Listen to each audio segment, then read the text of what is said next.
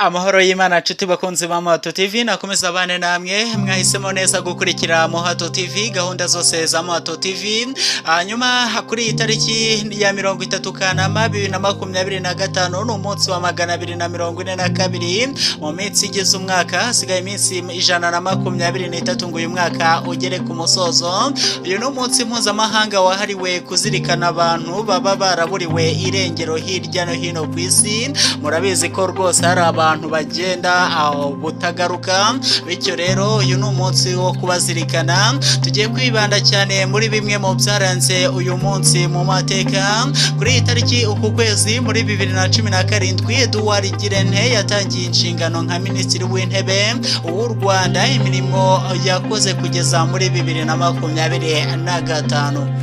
Kuri iyi tariki kandi ku kwezi umwaka w'igihumbi kimwe magana cyenda na 1981 perezida wa Iran Mohamed Ali Rajai na minisitiri w'intebe Mohammad Al-Javad Bohonala w'icyo gihugu barishwe. Kuri iyi tariki ku kwezi muri 2014 minisitiri w'intebe wa Lesotho yahungiye muri Afurika y'Epfo nyuma yo gushinjwa gushaka guhirika ubutegetsi. Niba ubyibuka neza uribuka ko kuri iyi tariki ku kwezi muri 2021 ingabo za nyuma z'Abanyamerika bari basigaye muri Afghanistan baratashye bishyira iherezo ku ruhare rwabo mu ntambara yo muri icyo gihugu. Kuri iyi tariki kandi ku kwezi muri 2023 n'ejo bundi, nyuma y'uko Ali Bongo yari amaze kongera gutorerwa Gabo, abasirikare bahise bamuhirika ku butegetsi nyuma y'imyaka 56 igihugu kiyoborwa n'umuryango w'Abakongo.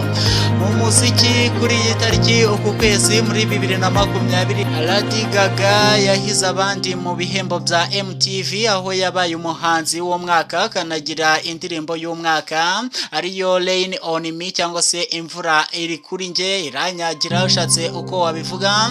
Yakoranye na Ariana Grande. Abavutse kuri iyi tariki ukwezi umwaka w'igihumbi kimwe magana cyenda na 30 Warren Buffett umuherwe w'umunyamerika yavutse kuri iyi tariki. Kuri iyi tariki kandi havutse uwitwa Alexander Lukashenko wabaye perezida wa mbere wa Belarus ari mu gihumbi kimwe magana cyenda na 54.